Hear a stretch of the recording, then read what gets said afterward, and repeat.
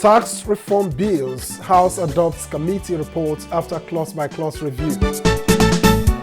Reps move to tackle pipeline vandalism. Sets up ad hoc committee to investigate rising attacks on critical assets. And House of Representatives pushes for urgent diphtheria vaccination as lawmakers call for nationwide immunization drive to curb the spread. Hello and welcome. It's always a pleasure to have you with us on You and Your Reps. I am Victor Azu, and as always, we are here to bring you the latest from the Green Chamber.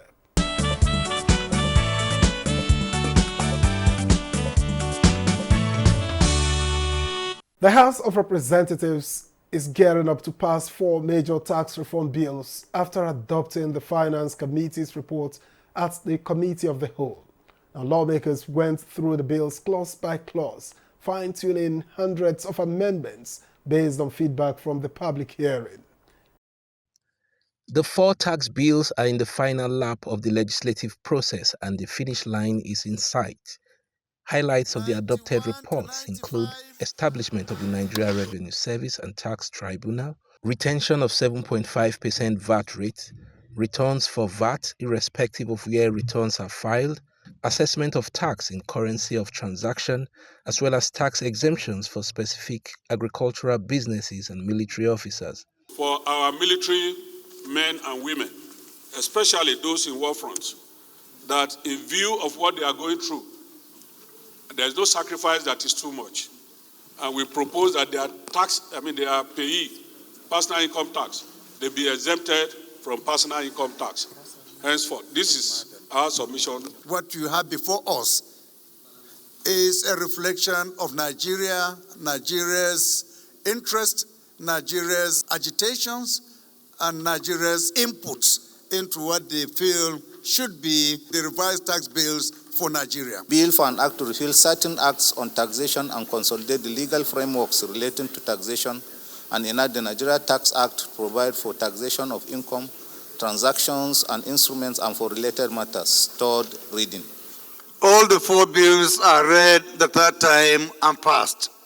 The bills, with major inputs from Nigerians, seek to repeal the Federal Inland Revenue Service Establishment Act 2007 and establish the Nigeria Revenue Service, the Joint Revenue Board, and the Tax Appeal Tribunal for speedy resolution of tax disputes. They will also repeal a long list of archaic tax laws towards more efficient tax administration in Nigeria. This will be after expected passage of the bills in the Senate, preparatory to submission for presidential assent. Lawmakers applauded citizens' participation and inputs in the consideration of the bills, which they say helped in resolving areas that initially generated controversy. You recall that initially we had issues with people talking about NIDA, NASENI, TET fund, inheritance tax issues, consumption, derivation. Everything was laid to rest. We moved, we shifted, we all agreed, there was consensus, you understand? So Mr. Speaker is right, every shade of Nigeria was represented in that deliberation.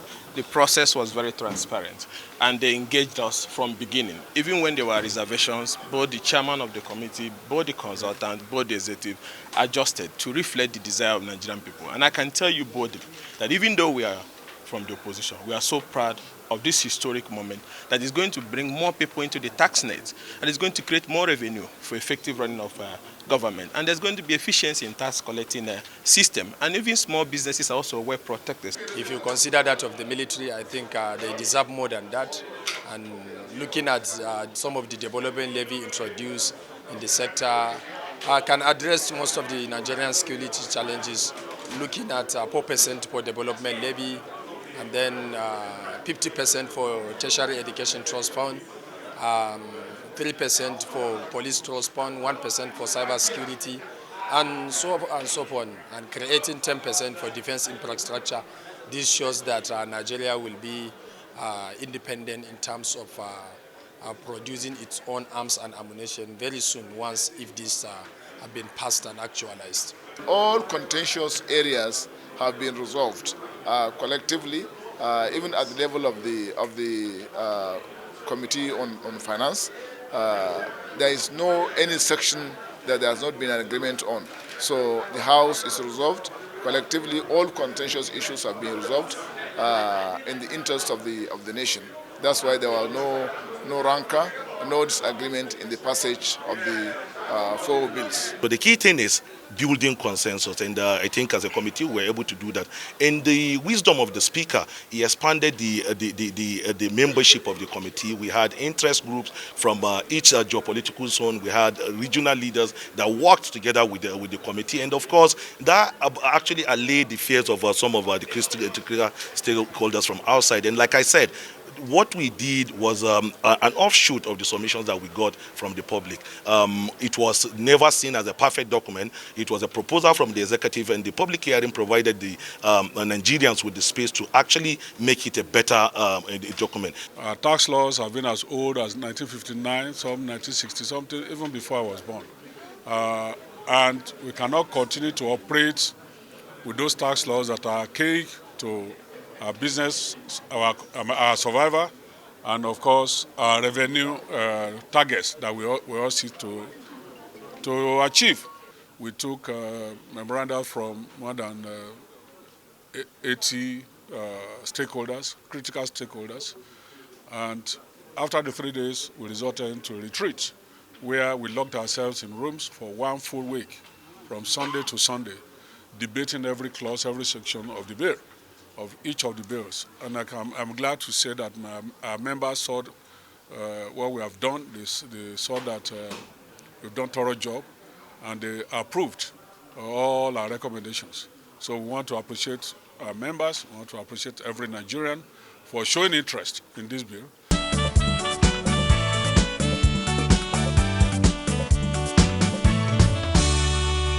And after weeks of uncertainty, the House of Representatives has finally approved the tax reform bills. To break down what went on in the Green Chamber, we sat down with the chairman of the House Committee on Rules and Business, Francis Waive. The tax bills are a revolutionary legislation that many of us are excited about, and I personally commend Mr. President for his vision and courage and resilience in seeing the bills through. I also commend Mr. Speaker, the Right Honorable Tajudeen Abbas, the way he handled it in the House. He didn't force it down our throat. He engaged us. At state level, zonal levels, regional levels. Talk to me. What do you think you don't like in these bills? And some people say, oh, my governor is against it. Because you're governor. You know, so the crucial areas that not crucial really, the areas people were really worried about were the VAT increases and the distribution of the income from VAT, TED Fund and other institutions that were going to be timed out. So those areas were dealt with at the public hearing stage. The committee report reflected what the governors wanted, the traditional rulers, the Nigerians generally. So it made the clause-by-clause consideration that took place today to be a walkover. Mr. Speaker was still engaging honorable members. What do you think? Is there still any gray area? Is there still? So I like that kind of leadership, and it helped today in the clause-by-clause consideration that was done, and everything went well. I'm happy for our country, particularly because some of the laws, you know, this is a consolidation of several laws, tax laws. So now we have just one tax law for our country when this is signed into law. You know, some of those laws as old as 1930-something, 1950-something, colonial laws, you know, and then some 1970-something. Now we have modern laws that are not referring to pounds and shillings and 2 kobo as fine, which is useless and unattainable. So changes have taken place. And I'm glad, too, that it's done in an atmosphere that is rancor-free. I believe the Senate will do the same, and we'll be able to get Mr. President to give his assent.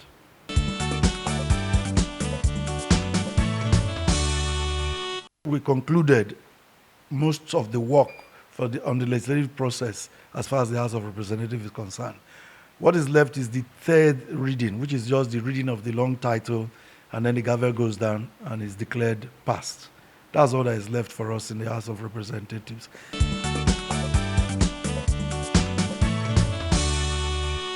I'm personally thrilled because the poor of the poor are going to enjoy, the benefits, which they'll tax-free.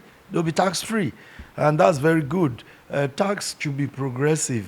The higher you earn, the more you pay. That's what is happening all over the world. So those who are billionaires should be paying up to 50% of their income, whereas those who are earning less than or about the minimum wage should not pay anything. That's what the tax bills. And then for businesses, you don't multiplicity of taxation, double taxation. All of that will be wiped away now. You have only one document. You have one tax body. This distribution that will now take place among the various tiers of government.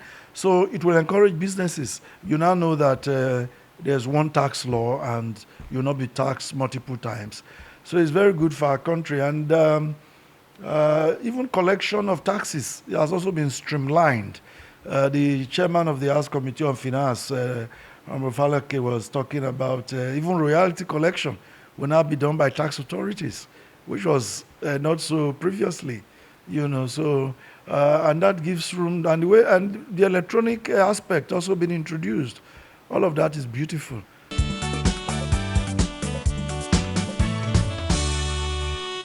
Oh, sure. The worst that will happen is that after signing it into law, Mr. President or any other Nigerian can propose an amendment. But I'm very sure that this will be signed into law because the gray areas that were in the original bill are very few, VAT and one or two other things. And those have been addressed during the legislative process. So I see Mr. President signing, and after that, a year or two later, somebody else or the president might propose an amendment. But for now, I see it being signed because it's very progressive for our country to have modern tax laws.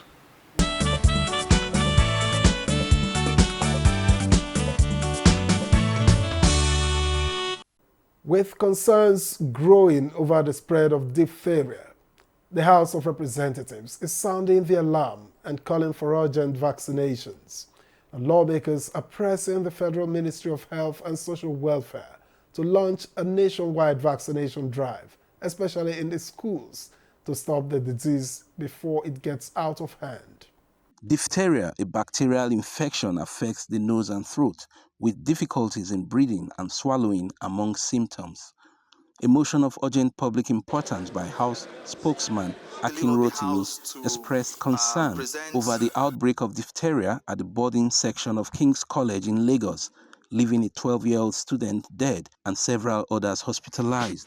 Citing NCDC data indicating almost 25,000 cases in the country, with more than 1,000 fatalities across 18 states, lawmakers believe it is high time health authorities swung into action to protect public health. To take immediate and decisive measures to strengthen health and safety protocols in all federal unity colleges, with particular attention to addressing the situation in King's College, Lagos. Engage with relevant agencies, including the NCDC, to assess and enhance infection prevention and emergency response measures in federal schools. The House passed bills to enact the Nigerian Insurance Industry Reform Act, as well as establish the NYSC Trust Fund and the Southwest Development Commission. To receive and manage funds from allocation of the Federation accounts, including donation and gifts for the reconstruction, and to tackle the ecological, environmental, and other developmental challenges in the region.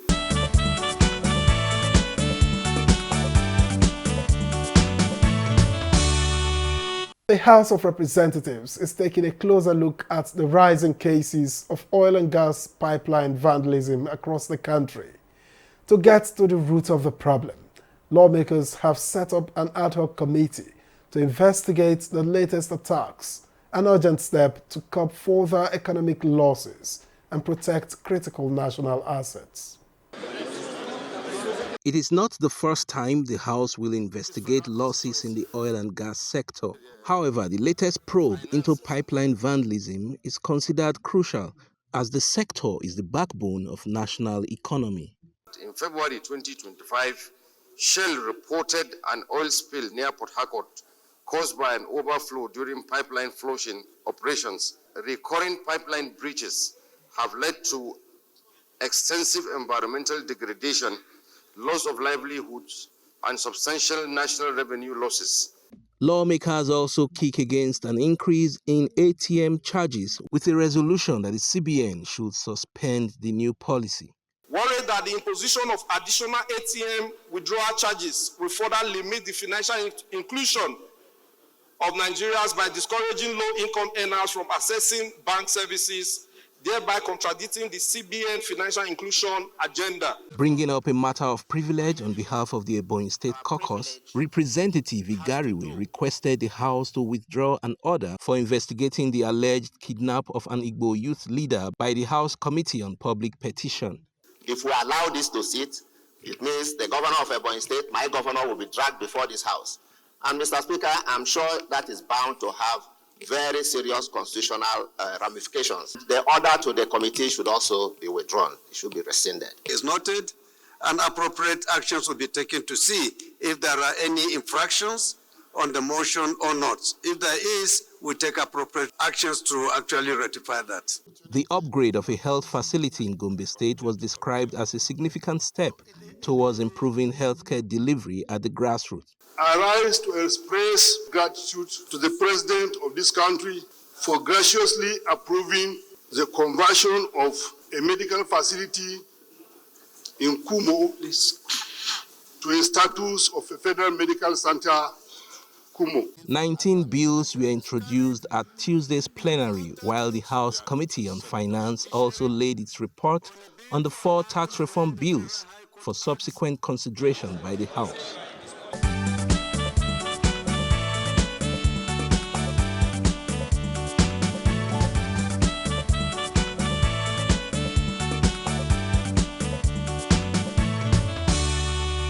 In legislative and judicial proceedings, officials sometimes step aside from decisions where they have a personal interest, a process known as recusal.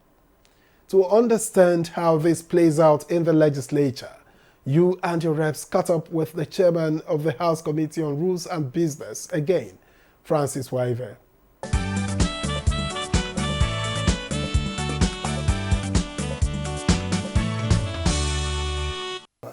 The term division in the House, Parliament, is used to describe that voting procedure where there is a bit of uncertainty about whether the ayes have it or the nays have it.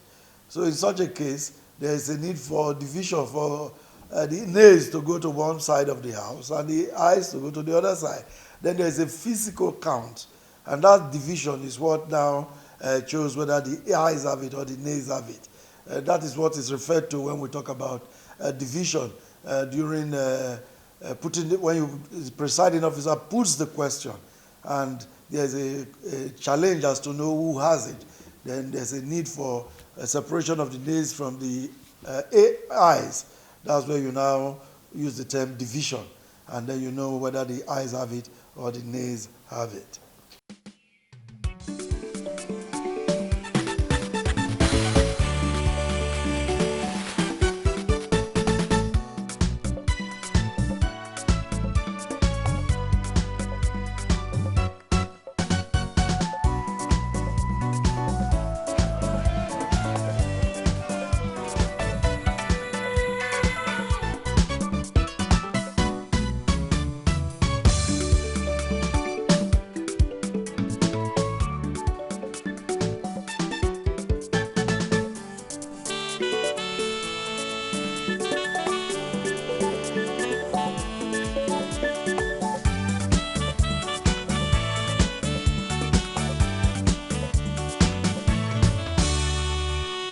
And that's where we leave it on You and Your Reps today.